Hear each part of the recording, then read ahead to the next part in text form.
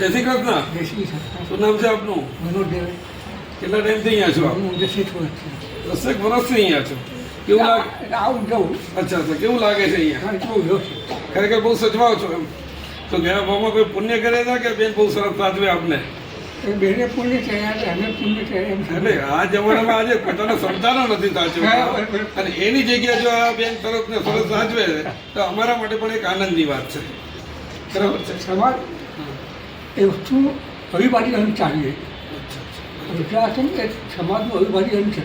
વૃદ્ધાશ્રમ હોવો જ જોઈએ. ના, ના. કેમ હોવો તો અમારે અપાય વૃદ્ધો એ સેવા થાય.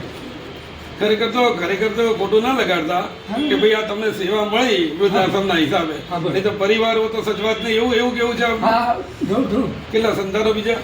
સંતાન તો છે નહીં, પણ જે હતું ને એ બધું લઈ લીધું. કોણે લઈ લીધું?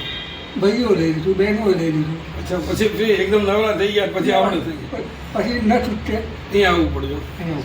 જો સંસારમાં કેવી કમાલની વસ્તુ છે. જો આ ભાઈ જોડે એવું થયું આજે કે એમનું ધન બધું ભાઈ બહેનો લઈ લીધું અને નવરા થઈ ગયા અને એના પછી અહીંયા તેઓ હાજર છે. ચલો, જય શ્રી કૃષ્ણ. જય શ્રી કૃષ્ણ.